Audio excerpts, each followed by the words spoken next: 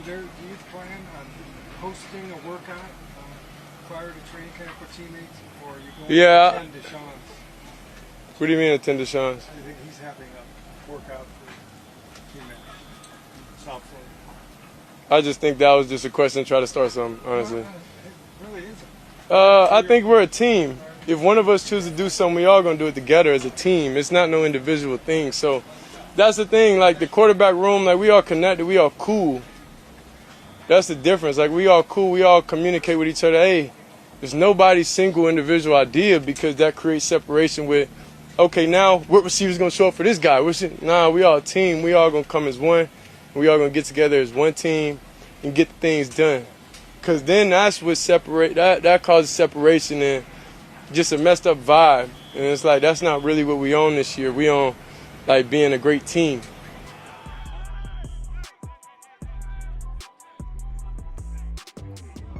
Not afraid to just, if there's a mistake, pre-snap or whatever, he'll stop the play and make you guys reset. He coaches you up hard during practice. Just, what is that? I guess what's your view of that? How much does that help you when you have a head coach that's not afraid to set expectations in the middle of a practice like that? Seems like something familiar I was used to. It seems like a guy that I'm real familiar with. So I enjoy it. I definitely like his expectations he has for us, and it gives you no choice but to be great or to get out the way. I think it's just that simple. Shedeur, as far as on the field as a quarterback, and what's the way Todd maybe has helped you and benefited you the most in what you do on the field? I'd say relationship. I never want to let my coaches down at all at any point. Even if it may look like a good day, if I know internally, like, it's a couple things I messed up on, it's just a relationship. That's what I'm based off of, and that's what I appreciate a lot. All these coaches, having that relationship, and we know everything coming from like a get better standpoint, and just being able to talk. So if I miss a throw out there, it's like, dang, I don't even want to talk to the coach. I'm like, I let him down, But I think that's just how we all feel on this team. Like we love Coach Monken and all the coaches that's with him. Hey, man, if you watched the Shedeur Sanders, what I call the inaugural 2026 press conference, his presser coming off immediately after the OTAs there in Cleveland, you just saw a master class in mic control. Like, I'm talking about mic drop moments, owning the situation, not being baited into certain answers. 2 or 3 occasions asked the reporter, well, what do you mean by that? Instead of just assuming I know what you mean and answering, and then y'all clip my answer and then get me in some kind of trouble. I know what humble means to me, but what do you mean by humble? Because I want to answer the question based on what you mean by humble. You asked me as something humbled me. But I love the mental fortitude to say, look, I know who I am. People's opinion of me does not shape who I am. I'm mentally strong. I loved how he did not engage in anything about the past coaching staff or coaches or game plans, and just talked about the present one. He said, look, when they asked him, said, what's the difference in like what you brought to the table this year? Hey, coaching, conversations with the coach, my coach talking to me, my coach building a relationship with me. That kind of stuff has been a difference. And he said all that without saying the previous coach didn't talk to me. Something me and Chico pointed out time and time again when you would watch these Browns games and you would watch when Shedeur would come off the field or watch when Shedeur have limited reps of practice, you wouldn't even see the coaching staff, the head coach, the offensive coordinator even engaging with him. Like, they weren't coaching him. They weren't giving him any kind of critiques or attaboys or stuff to work for or watch on. He was just out there by himself. And now, just with an offseason and living in Cleveland, because he said, look, hey, you didn't appear to be working out elsewhere or traveling a lot. You were here. And he told him, because this is the most important thing in my life right now. Yes. So I'm going to be in Cleveland. My house is in Cleveland. I'm here working. I'm trying to learn. This is what I want to do.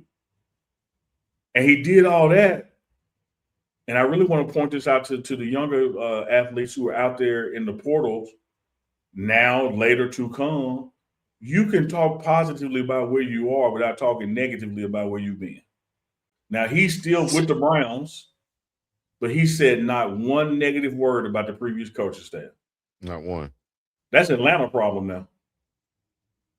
Let them talk about that. I'm here to talk about the here and now. I like this coach. I love these coaches. I love the way they interact with me because I'm big on relationships. They talk to me. We communicate. There's expectations. They believe in me. So I'm surrounded by people who believe in me, who are coaching me. And that has made all the difference from the end of the season to now. Man, look, I would challenge anybody. It's only about 12, 13 minutes. You want a lesson, a masterclass on dealing with the media and not letting the question totally frame how you answer something. You can get clarity from the question. You can make sure we're on the same page about what you're asking. And you can flat out just say, I'm not going to address it. I'm talking about this, that, or the other. Shedeur nailed it yesterday, Chico. I mean, home run, out the park, grand slam. He did. I was sitting there, matter of fact, watching it and damn near cheering. Like I was watching a football game, the way he was controlled. I even gave you a shout out in there. I was like, shout out to Uncle Neely because he broke it down to how you are in control of this press conference. You know what I mean? You don't have to answer a question if you're not completely sure about what they're meaning when they say, hey, anything about, how do you feel about this? Or, you feel like you're more humble here. And what do you mean by humble? What do you mean? What do you mean? Because I don't want to agree to anything that, I'm thinking I'm agreeing to red apples and you talking about orange peaches. It's like, hold up, time out. I was talking about this, So I should took control of that and just stay cool, calm, and collected. You could tell that, hey man, I've been here before and I know what's at stake. I know how serious it is, and I'm totally prepared for whatever's to come. Shout out to him, man. He nailed it, man. And the thing about it, it's one of those things where you love it. I see Donna C. She said she was so proud, wanted to start screaming. Mm-hmm. Thing is, it wasn't surprising.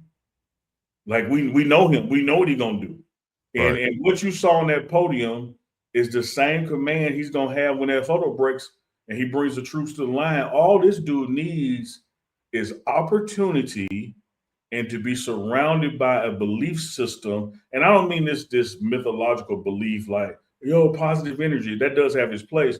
I mean belief in him that, hey man, we're all in on you. Like we're gonna help you be successful. We're gonna find the first 5 plays that you like, and that's the opening script. Like we're in on you. We believe in you. Don't look over your shoulder. Let's go. You lead us. Yeah. You put him in that kind of situation and you give him time. Like I told you before, Chico, true freshman coming to Jackson State, first game as a freshman on the road down in Miami in a pro stadium, he won it. Well, then they say, well, that's just the SWAC. Okay, well, he leaves the SWAC and goes to what's then the Power 5. He's facing TCU on the road, who had just been in the national championship. He won it. I have never seen this dude lose a first game. Because if no other game, he's had time to prepare. And when you give him time to prepare, Grom gonna carve you up. Yeah. Now he's finally in a system or organizational system that at least right now is fair. He got a shot. He's not being ostracized or limited or like, okay, I'm watching you and giving you a chance, but I'm only giving you 5 reps and everybody else giving 15. I'm only giving you 3 and everybody else getting 30. Like, no, he's getting just as many as Watson got. He's getting the opportunity to fail, the opportunity to succeed, and more importantly, he's being coached. Yeah. It's like the coaching staff there now, they want the best quarterback to play instead of saying, we want a quarterback that ain't Shedeur Sanders to play. Right. That's the crazy. deck ain't stacked against him. It's stacked to be fair to everybody in that room. Mm-hmm. I like that. Shout out to Coach Monken. Here we go right here. It's a valuable tool unless you want to be standing in the huddle to hear their communication, right? What's actually being relayed from myself to them to the players. And then it allows you to pre-snap and then post-snap get an idea where their eyes are. Are they in the right place? That's them talking about the helmets that's on the head of the quarterbacks right there. I mean, the helmets that's on the head. The camera that's on the helmets of the quarterbacks right there. You get the view from them. And you might get a view of Shedeur Sanders throwing the pass. A lot of people saw, oh, it was intercepted, and I broke it down on my show. Hey man, listen, man, wide receiver got to keep running, and I wanted to say that because you saw Shedeur Sanders even address it in the press conference, and the way he addressed it, I felt like was from a leadership role. He's showing more assertiveness out there on the football field in year 2. You know, talk about that and how he is holding his teammates accountable also. I want to say this first and foremost, Chico, because you nailed it. You all I got to just put a little bow on that. I want to dig a little deeper, and let's just say this was an interception. Mm-hmm. If you are a fan of the Browns, I'm not saying just solely a fan of Shedeur, I mean a fan of the Browns. Just like you say you're a fan of the Colorado Buffaloes and you watch these highlight videos that come out. Don't you want to see some interceptions sometime? Like, do you want to just see your starting quarterback or any quarterback just carving up your damn defense? What kind of confidence they give you in the defense? So when I see an interception in practice, that don't make me mad. Now, I understand they're making the quarterback mad and he got something he got to work on, but I want to see my defense being out there competing. I want my defense stopping people. You know, I want to see them engage. But having said that, in this particular situation, it's just like you articulated, Chico. The receiver stopped running. It ended up being an interception. And what did Shedeur say his sophomore year in the NFL? Hey, dog, we can't have that now. Hell no, you got to keep going. You got to show me your speed because I'm trying to develop timing with you. Because these reps matter because these reps are going to become game time preparation. And what happened? The next time that receiver was out there one-on-one, he ran his full speed. And, hey, we got a catch. Exactly. And that's okay. Yeah. And that starts with the relationship, like Shedeur said, though. That's what I like. Some quarterbacks come out there, they'll be timid. They probably won't say that to the wide receiver. And then that second connection never happens. You see what I'm saying? So all of that really matters. Your connection, your relationship with your wide receiver, same way the connection with the coach and the quarterback. You know, you got to have. Why I still want to go back to coaching, Coach. Coaching to you, Coach Chico. When you get into the film room, any offensive coordinator, head coach, quarterback coach, or receiver coach that is being fair knows that ain't on quarterback. Exactly. They're going to be in his arse in the meeting room. Dog, they know never who that was. Stop running. I don't care if he threw it to the wrong person. I don't care if somebody else was open on this play. He threw it to you, you know, and what did you hold up your end of the bargain of this deal? Let's say that was 30 yards downfield. He threw it to you based on where you were at yard 10 and what you were doing. Yeah. So you can't stop. Right. Like it's a timing route. He's throwing to a spot that you should be at that spot by that time based on the current speed that you're traveling. When you break down or stop, it's like, oh shit, that ain't remaining through the ball. That's on you. So you saying he got to be like Puff Daddy, the receiver. Can't stop, won't stop. Take that.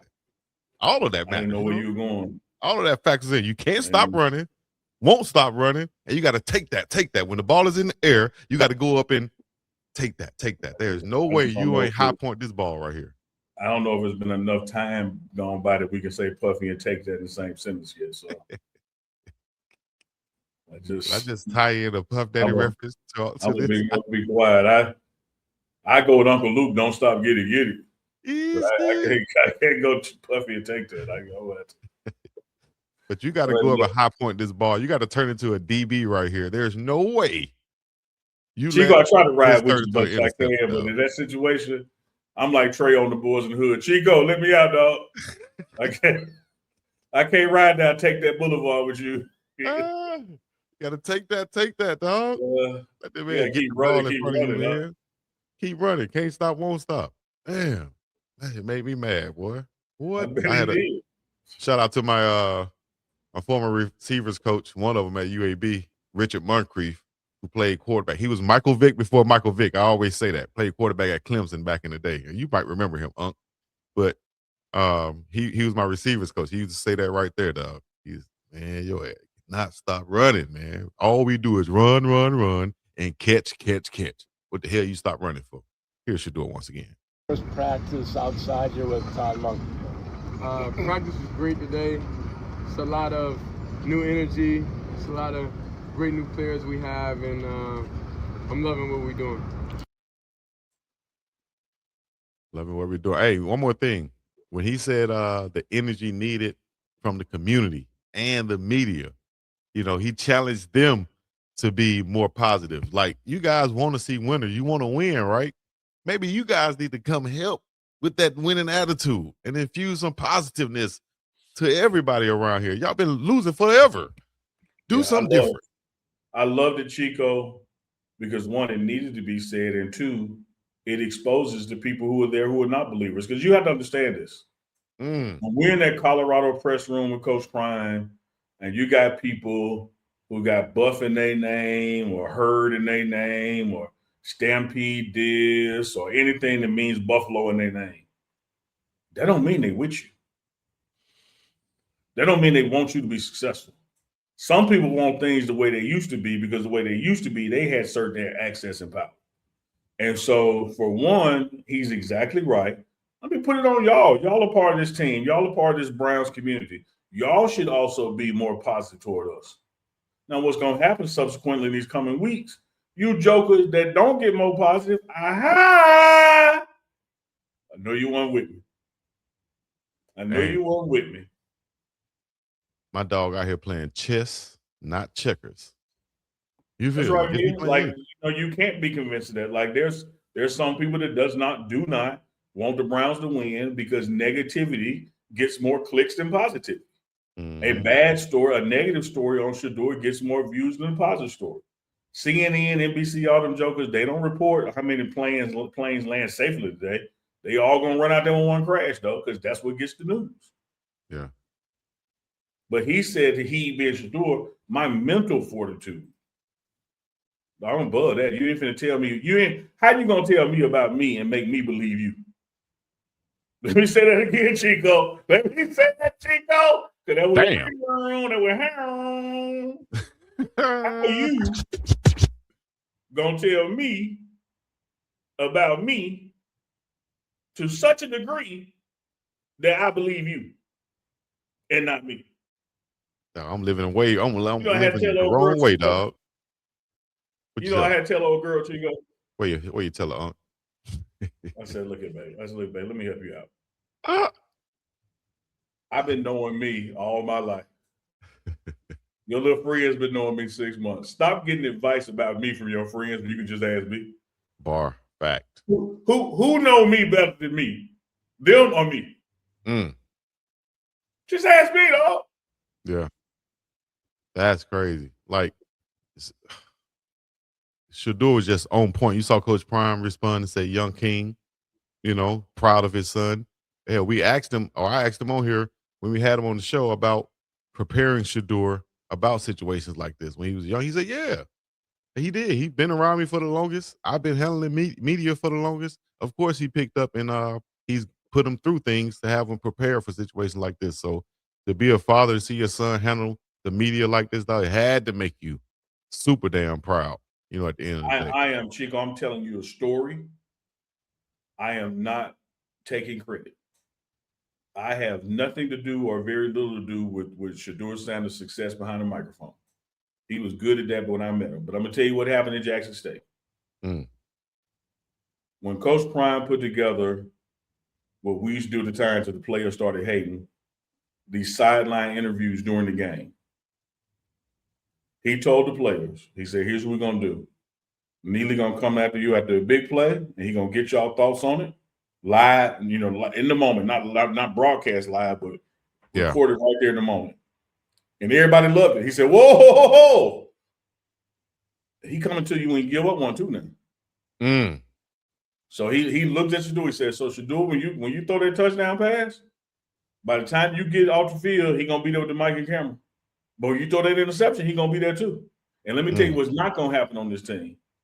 You ain't going to pick when you can talk. You ain't finna just talk when the time's good. So you don't do it at all, or you got to do it both times. That's hard. That goes for the DBs, the offensive line, anybody. You got success, we gonna talk. When you fail, we gonna talk.